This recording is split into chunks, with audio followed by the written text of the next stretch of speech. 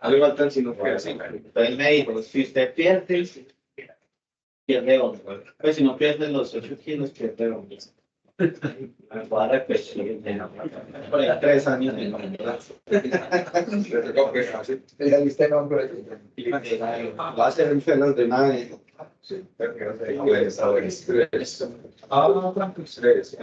Aprende también a hacer gimnasio y esto.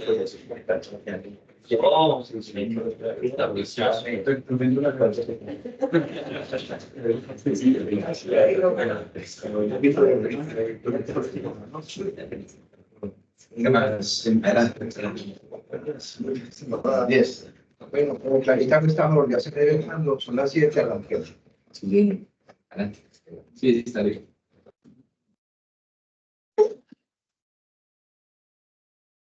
Perdón.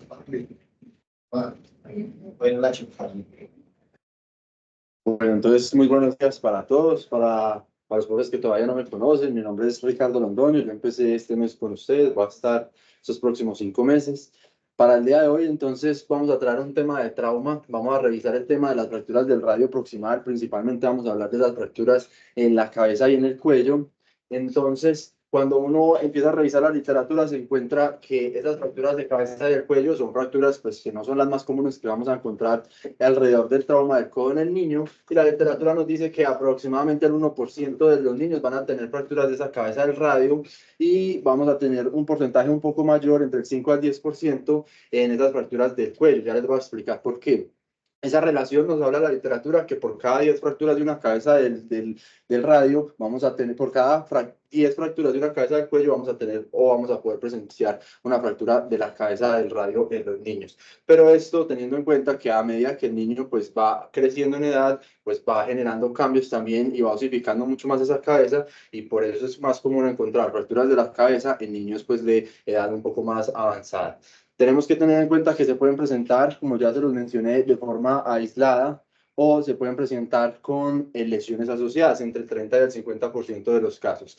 Lo más común, hasta en el 39%, son fracturas del olecranon. También podemos encontrar luxaciones, lesiones ligamentarias, fracturas de las coronoides o fracturas supracondilias relacionadas con este tipo de fracturas. Dentro de la presentación, así como les mencioné, pues como no tenemos siempre la lesión aislada, sino que hay lesiones concomitantes, siempre lo ideal es evaluar toda la extremidad, mirar muy bien la técnica que ya vamos a ver, y el mecanismo del trauma, que en algunos niños pues que podemos tenerlo referido, es importante para pensar las lesiones. Entonces, como les dije, las más comunes son las del cuello, y esas se van a presentar de manera metafisiaria o pueden presentarse como fracturas extraarticulares, extrafisiarias o Salter-Harris tipo 1 y 2. Esa extensión intraarticular va a ser rara, pues realmente la mayoría son metafisiarias, y la principal complicación de estas fracturas va a ser esa pérdida en la movilidad que tenemos, principalmente en la pronosupinación.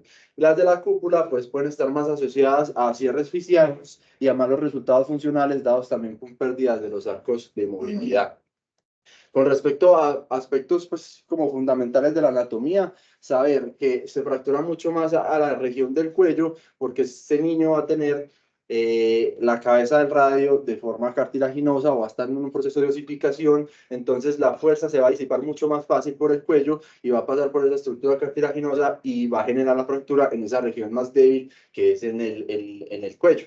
Lo segundo es que también hay estructuras que van a estar ayudando o van a generar un soporte, pero ese mismo soporte puede generar que haya una especie como de stress riser, y eso lo describe la literatura con el ligamento anular, como se lo muestra en la imagen, el ligamento colateral accesorio o el ligamento colateral, que pueden generar como una especie de fulcro para que la fuerza deformante genere una fractura en el cuello, por eso es mucho más común en estos pacientes pediátricos. Entender que la vasculatura o la vascularización de esa cabeza proximal va a ser de manera retrógrada, o sea, los vasos van a entrar a través de la metáfisis y de ahí van a ascender a la cabeza, por lo que la literatura describe pues que a pesar de que son niños, pues algunas tienen potenciales pobres de remodelación, y lo que les comentaba, que a fracturas pues a edades más avanzadas vamos a encontrar mucho más fracturas de la cabeza, debido a que ese niño ya va a tener pues un potencial de osificación mucho más grande.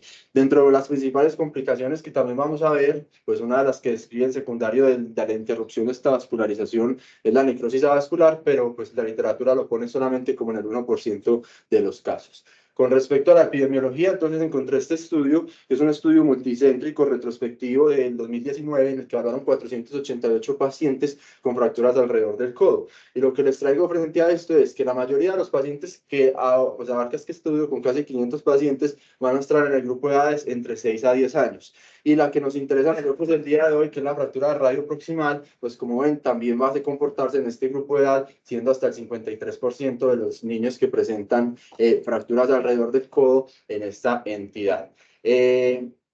Dentro de estas mismas fracturas del radio proximal, entonces por eso dividimos la charla en dos, porque como ustedes ven en este estudio fueron 26 pacientes que encontraron, pero la mayoría fueron fracturas del cuello en 25 casos, y solo uno de los casos solo uno de los casos fue una fractura de la cabeza del radio. Dentro de los manejos hay múltiples manejos, y eso es lo que también vamos a discutir a lo largo de la charla, pero antes de los manejos es importante conocer cómo nos vamos a encontrar o la presentación de ese niño, tanto desde el punto de vista de la radiografía como desde la clínica. Y es importante mencionar pues, que hay muchas mnemotecnias para saber cómo se osifica el codo en el niño, y sabemos que la cabeza del radio empieza la osificación entre los 2-4 años, el critógeno nos da más o menos un promedio entre los 3 años, y vamos a tener una fusión completa entre los 14 y 16 años. Y eso va a ser importante porque en niños pequeños, menores de 2 años, podemos todavía no tener una visualización adecuada de la cabeza del radio y puede ser difícil el diagnóstico. Y lo que también reportan algunos radiólogos es que pues no todas las fracturas son visibles con la primera visualización o con las proyecciones iniciales que solicitamos, y en algunos casos se requieren unas proyecciones adicionales que ya vamos a comentar, o las fracturas se pasan por alto. Entonces, ¿cuál va a ser el mecanismo de trauma principalmente que describe la literatura? Que el paciente caiga con una mano extendida y una fuerza en valgo tal cual como lo muestra la imagen. Eso va a generar que haya una compresión entre el capitelo y esa cúpula radial.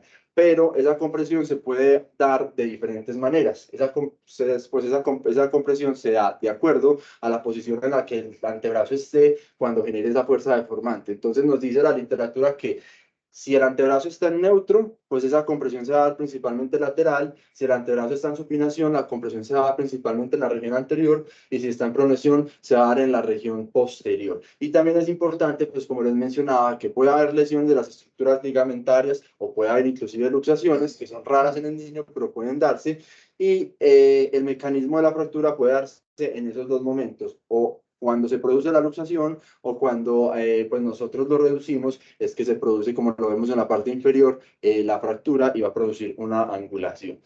Entonces, este niño, ¿cómo nos va a llegar? Pues generalmente el niño va a llegar con un dolor que va a referir, o lo vamos a principalmente a localizar en esa superficie anterolateral del codo. Va a tener más dolor con la pronosupinación que con la flexoextensión. Hay niños que permiten, como bien sabemos, pues revisarlos en mejor proporción. Hay otros que simplemente con tocarlos, pues ya no podemos avanzar en el examen físico. ¿Qué otras cosas tenemos? Pues el edema, la quimosis, todo lo que nos relacione pues como con los estigmas del trauma. Realmente es muy raro, pues tiene que ser un trauma de alta energía y está poco escrito en la literatura, y uno encuentra algún tipo de fractura abierta relacionado pues como con esta patología, pero obviamente en pacientes con alta cinemática pues también sospechar. ¿Cómo debe ser el examen físico? Como en toda extremidad, pues debe hacerse lo más completo posible, tratando de abarcar todas las estructuras. Entonces, no solamente evaluar la radiocubital proximal, sino la radiocubital distal también, que no haya ninguna alteración. Mirar cómo están esos arcos de movilidad, si el niño lo permitió o no, y cómo está ese grado de pronosupinación. Hay algunos autores que dentro de su evaluación metodológica utilizaban inclusive drenar el hematoma que podría generar la fractura para tener una mejor pues una mejor evaluación del paciente. Inclusive hay algunos que también mencionaban que podían utilizarse pues, bloqueos de la articulación para evaluar la pronosupinación y con eso hablar de expectativas en cuanto a la movilidad que va a tener ese paciente con el paciente y la familia. La lesión vascular propiamente derivada de esta lesión es rara, es mucho más frecuente la lesión vascular derivada de un procedimiento que se lleve en estos casos a una reducción abierta de una fijación interna, pero lo que describe la literatura es que en algunos niños pues, que puedan tener, sospechar síndrome compartimental, si hay alguna alteración vascular, pero como les dije, pues no hay ninguna estructura vascular asociada que esté pues, relacionada con este tipo de fracturas. La lesión neurológica sí está asociada, principalmente la lesión, como les muestro ahí, del interocio posterior, que puede estar descrita en la literatura entre 1 a 1.5 centímetros de lateral hacia anterior y siempre hacer una evaluación pues, en esos niños de evaluar principalmente la contrarresistencia del pulgar, el signo del OK y que ese paciente no vaya a tener ninguna otra lesión ahí relacionada desde el punto de vista sensitivo o motor. Con respecto a la radiología, entonces tenemos que una muy buena radiografía nos permite hacer el diagnóstico y también nos permite enfocar a nuestro paciente. ¿Qué vamos a necesitar? Lo que ya sabemos bien, una buena radiografía anteroposterior del codo y una radiografía lateral. Tenemos que tener en cuenta que el codo de por sí tiene una variación anatómica que vamos a tener 15 grados hasta de angulación en valgo, que lo vamos a ver principalmente en la anteroposterior, y vamos a tener entre 10 grados de angulación anterior y 5 grados de angulación posterior, que lo podemos ver en la proyección lateral.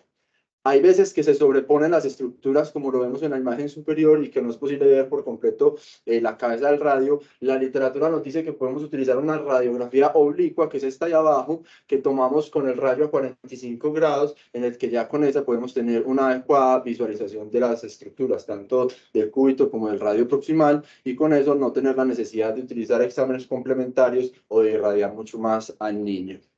Dentro de las clasificaciones, entonces, ha habido una gran cantidad de clasificaciones. Estas son algunas que encontré en la literatura. Vamos simplemente a mencionar la de Salter-Harris y la de Judet y Lefranc, que fue modificada por Metazost, que son las que principalmente encontramos en la literatura escritas. Entonces, con respecto a la Salter-Harris, no más mencionar, como les dije, que estas fracturas del cuello van a ser en la mayoría extraficiarias y extraarticulares.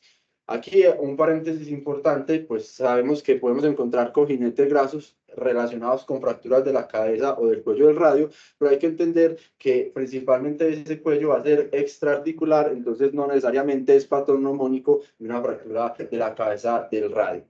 Tenemos principalmente que podemos encontrar dentro de Salter-Harris, que sean Salter-Harris tipo 1 a través de la fisis o Salter-Harris tipo 2, que son las principales que encontramos. Pero sin duda la clasificación que más se utiliza es la clasificación de Judet, que lo divide de 1 a 4 y la 4 la subdivide en A y B. La 1 es que ese paciente va a tener 0 desplazamiento y 0 angulación, prácticamente pues que el hueso no esté ni trasladado ni angulado. La tipo 2 es que va a tener una angulación menor de 30 grados y un desplazamiento menor del 50%. La tipo 3, una angulación entre 30 y 60 grados, un desplazamiento mayor del 100%. La tipo 4A, entre 60 y 80 grados, también un desplazamiento mayor al 100%. Y la 4B es que ya ese paciente tenga una angulación mayor de 80 grados. ¿Para qué es importante clasificarlo? La clasificación no nos habla propiamente ni de pronóstico ni de tratamiento, pero sí podemos evaluar de acuerdo al desplazamiento que tengan esos pacientes, cómo lo vamos a manejar. Para primero definir cómo medir el desplazamiento, hay dos técnicas que encontré en la literatura. La primera es siempre hacer la medición con el eje de la diáfisis del radio, no hacer el eje con el eje metafisiario, porque podemos tener errores en la angulación debido a lo que les mostraba las variaciones anatómicas. Entonces la línea azul representa el eje de la diáfisis del radio. Segundo, hay que trazar una línea amarilla, que es la línea del eje articular de la cabeza del radio, y con este método se traza una tercera línea, que es la perpendicular al eje de esa cabeza del radio, y en verde nos daría ese porcentaje de angulación. Este es uno de los métodos. Este es solo otro que describe que es un poco más sencillo. Lo mismo, la línea naranja nos da el eje de la diáfisis del radio. tomamos el eje de la superficie articular del radio y a partir de ahí trazamos una perpendicular y eso también nos daría el grado de desplazamiento. Para mirar la traslación también describen dos métodos. El primero, el que les muestro con la línea, con la imagen de la mitad, que es la línea azul, que sería el diámetro completo de la cabeza del radio, y la línea naranja, que sería el desplazamiento que tiene. Se divide en la distancia de la línea naranja sobre la línea azul y eso se multiplica por 100 y nos daría el porcentaje de traslación. O simplemente pues medir como se ve en la línea blanca puntuada, la traslación que tiene en milímetros. Para eso es importante saber cómo se mide porque de acuerdo a eso podemos enfocar el tratamiento. Ya vamos a ver un algoritmo de cómo hacer el abordaje de estos pacientes, pero les traigo primero que el tratamiento nos lo describe la literatura, que debemos ir como en una lista de lo menos a lo más. Entonces tenemos inmovilizaciones sin manipulación, es decir, el paciente llegó, ya vamos a ver con qué angulación, simplemente inmovilizarlo. Si el paciente tiene una angulación, que ya vamos a ver también cuál es, hacer una reducción cerrada más la inmovilización. Si no se logra o el paciente tiene una angulación muy marcada, ya podemos utilizar dispositivos mínimamente invasivos como pines o clavos intramedulares. Y por último, pues dejar la reducción abierta con osificación y en algunos casos pues muy severos del trauma, aunque es raro en niños, la artroplastia de resección de la cabeza. ¿Qué es lo que les quiero mostrar primero antes de ir al algoritmo? Es que hay dos cosas en la literatura que sí nos han mostrado que tengan evidencia y que debemos de tener en cuenta a la hora de abordar estos pacientes. Lo primero es el método quirúrgico, que son las dos que tienen que les señalo ahí, que tienen pues evidencia o tienen pesos estadísticamente significativos, que son el método quirúrgico, es decir, los pacientes que se llevan a una reducción cerrada o una fijación mínimamente invasiva en comparación con unos pacientes que se llevan a una reducción abierta. Vamos a ver que los que se llevan a una reducción mínimamente invasiva o una reducción cerrada tienen mejores resultados. Y con respecto al tipo de fracturas, pues sabemos bien que fracturas más complejas, con más traslación o con más desplazamiento, también van a tener peores resultados. Y estos dos son los únicos factores de riesgo que encuentra la literatura como independientes para que esos pacientes tengan un resultado pues insatisfactorio.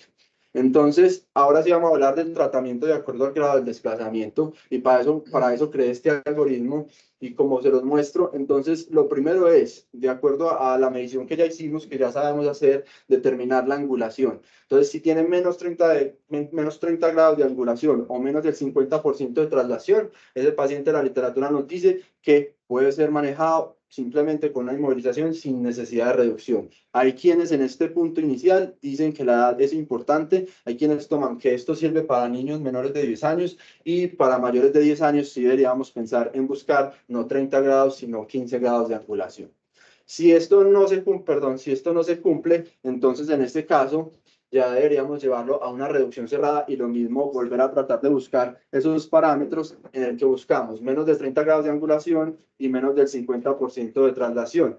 Si esto no se cumple, ahí es en el tercer paso, en el tercer eslabón, que ya deberíamos pensar en una fijación percutánea, que ya vamos a ver que puede ser con pines o con clavos, que son las dos principales técnicas que describe la literatura. Y si a pesar de eso no logramos esa reducción estable y esa corrección de la traslación, entonces en ese caso sí pensar en la reducción abierta y la fijación interna. Hay que tener en cuenta, y se los pongo acá en gris, que entonces podríamos manejar sin ningún tipo de intervención esos pacientes menores de 30 grados de angulación y menores de 50% de traslación, y que tenemos que tener en cuenta que esa reducción cerrada puede fallar hasta en el 25% de los casos. Hay autores que dicen que por encima de 60 grados de angulación o el 100% de traslación, pues esa reducción no va a ser lo suficientemente significativa o no va a estar completamente reducido ese paciente, y por eso debemos pensar de entrada en algunos casos en que en estos dos criterios de 60 grados de angulación o más del 100% de traslación, pensar o ir pues de la mano de la reducción cerrada con otro método adicional de fijación. Entonces, como les dije, la idea es ir de menos a más. ¿Qué es lo que buscamos? Que la intervención sea cual sea lo más temprano posible, sea pues en el ambiente óptimo en el que podamos tener el niño. Preferiblemente describen que podría ser con sedación o anestesia los procedimientos, preferimos con anestesia, ya que va a tener mejores resultados, va a ser más fácil la reducción y nos va a permitir tener una adecuada visualización de la fractura, y esto acompañado obviamente de una visualización fluoroscópica durante el procedimiento.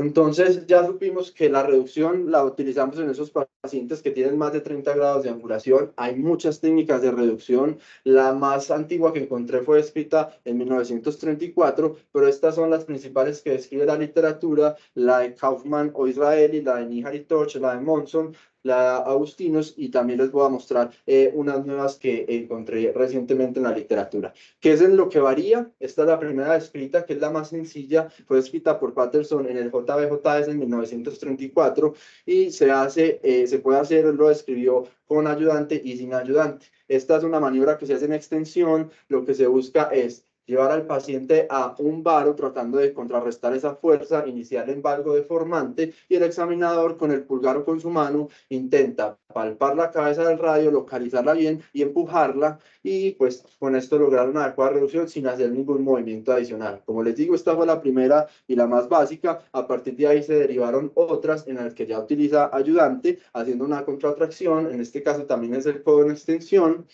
Lo mismo, el ayudante aquí es el que ayuda a hacer el varo y el examinador hace el empuje del pulgar. Lo que cambia en esta maniobra es que ya se hace pronación y supinación, como lo muestra el video. La tercera, que es una de las más referidas en la literatura, es la de Israeli o Kaufman. En este caso es en flexión, entonces se lleva a una flexión aproximadamente de 70 a 80 grados ese paciente, se hace una contracción por el ayudante, la misma maniobra de empuje del pulgar, y aquí se hace pronación y supinación. Realmente lo que cambia en la técnica pues son pequeños aspectos técnicos. No hay una técnica que muestre pues mejores resultados que la otra, la que el examinador se sienta pues como más seguro y con más capacidad para realizar. Describe la literatura que es la mejor técnica y con la que se logren resultados satisfactorios. Sí mencionan que deberíamos utilizar una técnica familiarizada que esté conocida, no hacer múltiples episodios de reducción porque eso podría afectar también pues, como la biología de la fractura, y intentar pues que sea lo más cuidadoso posible para que no vayamos a generar alguna otra lesión asociada o mayor disminución de la fractura.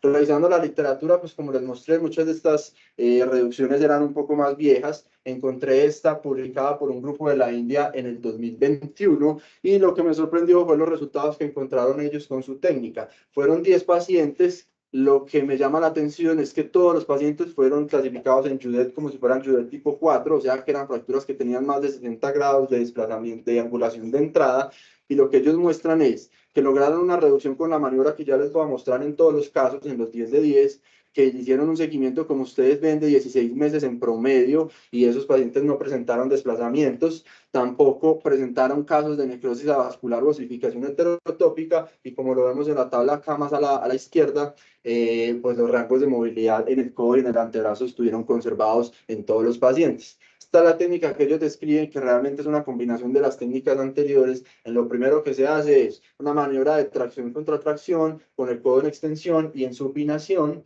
Luego el ayudante realiza un varo desde el codo y el otro examinador realiza una presión de la cabeza radial con el pulgar, y posteriormente se lleva a una flexión tratando de mantener la presión mientras se prona o se genera una hiperpronación del antebrazo. Con las técnicas mínimamente invasivas, entonces mencionarles que podemos tener muchas técnicas descritas en la literatura, pero que lo que nos dicen es que deberíamos hacer esto a modo de escalera. Entonces, ¿qué es el segundo paso si no se logra realizar una reducción cerrada? Podemos utilizar spines. El pin se puede utilizar como palanca o como forma de empuje, como lo muestra en la imagen de abajo. Se puede poner un pin también como joystick, aunque describen que este puede tener un mayor daño de la fisis, o se puede poner el pin simplemente después de hacer la reducción para mantener la fijación. También hay otras técnicas que describe el doctor Wallace, que es con un objeto romo. Él lo describe con un free o como con un punzón, como se lo muestra en la imagen de arriba, y la técnica de Metaso, que es con el clavado flexible intramuscular, que ya también les voy a mostrar. Entonces, ¿qué es lo que buscamos con estos métodos mínimamente invasivos? Que sea un solo intento, que sea pues lo más fácil posible y que logremos corregir esa angulación y esa traslación, que va a ser el objetivo. En este artículo plantean cuáles son los resultados pues, que deberíamos obtener como excelentes. Es que logremos una reducción anatómica, podemos tener resultados buenos que todavía son aceptados hasta que tengan menos 20 grados de angulación, aceptables entre 20 y 40, y ya pobres que sean mayor de 40 grados de angulación. Entonces, ¿qué es lo que nos dice también este estudio? Es que sea cual sea el método que usted utilice, debería buscar que por lo menos tenga entre excelentes a buenos resultados, y ellos en este caso utilizan pines. Entonces, como ustedes ven aquí, una fractura que era una Judet 4, que estaba completamente, una 4B, que estaba completamente trasladada y angulada, ellos utilizan un pin primero a modo de palanca y luego hacen una fijación de acuerdo a lo que ellos describen. Todavía había algo de inestabilidad en ese foco de la fractura, entonces deciden dejar el pin en la cabeza del radio, manteniendo la fijación. ¿Qué es lo que muestran ellos? Que de acuerdo a la clasificación, pues encuentran resultados excelentes en 8 de 9 pacientes, y con la clasificación de Mayo también encuentran que todos los pacientes pues con esta técnica muestran muy buenos resultados. ¿Qué es lo que es importante? Pues de acuerdo a la técnica que usted utilice, debería no violar los principios, y lo que les comentaba, múltiples intentos pueden dañar ese suministro de sangre a la cabeza del radio y aumentar el número de complicaciones. Entonces muchas veces dicen que no se utilice el pin con la punta, sino que se utilice un objeto romo como lo describe la técnica de Wallace, o que simplemente, pues si se cree que se va a violar esa fisis, pues utilizar otro método de fijación de acuerdo pues a lo que les comenté previamente. Si vamos a utilizar pines o cualquier método mínimamente invasivo, tenemos que tener en cuenta esa zona de seguridad del codo, que está en ese aspecto posterolateral. Lo que escribe la literatura es, como vemos en la imagen, va cambiando esa zona de seguridad de acuerdo al grado de pronación o supinación. Recomiendan que el paciente esté en pronación para proteger o alejar ese nervio interoseo posterior, y que ya no esté a 1.5 centímetros, sino que esté un poco más hacia anterior. Siempre intentar que no se hagan múltiples perforaciones, sino que sea una única perforación, y siempre mantener contacto con ese hueso. Y lo que recomiendan pues es esta zona de seguridad para nunca entrar a ciegas, y siempre bajo visualización fluoroscópica, aunque hay algunos trabajos que también lo demuestran mediante ecografía, pero es menos común pues encontrarlo en nuestro medio. Este es el artículo original del doctor Metizó, fue publicado en el 93, y él utiliza una técnica de abordaje con un clavo flexible intramedular, un abordaje como vemos en el radio distal, y a partir de ahí intenta reducir y captar o capturar esa cabeza del radio, y posteriormente pues como trasladarla para que quede en la posición en la que debe estar. Es una técnica que algunos autores describen que es fácil, algunos autores describen que técnicamente es un poco más difícil, y con lo importante a esa técnica pues nos dan ciertas apreciaciones, debido a que del 93 acá han habido algunas modificaciones, y nos dicen que principalmente deberíamos tener clavos flexibles que sean 70% del diámetro del canal, que debemos doblar la punta, así como lo vemos en la imagen superior, al menos a 1 centímetro de la punta, para tratar de buscar 30 grados de angulación y poder capturar mejor esa cabeza. Y también recomiendan que podemos cortar la punta en su extremo distal para que sea mucho más fácil pues como punzar y trasladar el fragmento. Con respecto a la reducción abierta, como vamos paulatinamente haciendo una cadena secuenciva de tratamientos, entonces esta es, si todos los manejos anteriores fallaron, puede haber una dificultad en la reducción por interposición de alguna de las estructuras, principalmente la cápsula del periósteo o el ligamento anular. Lo que recomiendan es un abordaje de Coget, que es entre el extensor carpio ulnaris y el anconio. Si se va a hacer alguna lesión iatrogénica o alguna lesión planeada de las estructuras, principalmente del colateral lateral o del anular, pues siempre tener en cuenta de repararlo. Y hay algunos autores que dicen que usted puede hacer la reducción abierta y no dejar fijación, simplemente la férula si queda estable, pero la mayoría de autores mencionan que, pues si usted ya abrió el paciente, trate de dejar lo más posible fijo y estable esa fractura para que no tenga que reintervenirlo o el paciente no presente desplazamientos. Si está claro la literatura en que no debemos hacer fijaciones transcapitelares porque puede dañar la superficie del capitelo y el cartílago, y las zonas de seguridad pues que ya previamente les mencioné. Con respecto entonces a la cirugía abierta, este artículo, más que darnos datos, nos dice resultados frente a compararlo con una reducción cerrada o una fijación mínimamente invasiva. Y es del grupo del doctor Antonio Di Lázaro y nos dice que los que peor pronóstico tienen son esos pacientes que se llevan a una reducción abierta y que se prefiere una reducción cerrada, que no esté completamente anatómica o porque no esté completamente pues con una reducción completamente que quedemos satisfechos, pero que se logre de manera pues como aceptable. Es decir, que se prefiere una reducción que sea imperfecta, cerrada, a una reducción que sea completamente anatómica por medios abiertos, porque vamos a tener malos resultados secundarios, que podemos dañar las estructuras que estén cercanas, podemos generar una inestabilidad residual del codo, podemos generar una fibrosis o una sinostosis o una osificación enterotópica de las estructuras debido al daño pues, que producimos mediante la cirugía. Y el doctor Tischner dice que, pues, como lo hemos mencionado durante toda la charla, siempre debemos probar la técnica de manipulación que estemos más pues, acostumbrados a hacer antes de elegir la reducción abierta. Y como les dije, no solamente se asocia a peores tasas dadas por complicaciones, sino también a pérdidas en los rangos de movilidad en comparación de llevar a un paciente a una reducción cerrada a una reducción abierta, yéndoles mejor, lo que escribe la literatura, a los pacientes con reducción cerrada.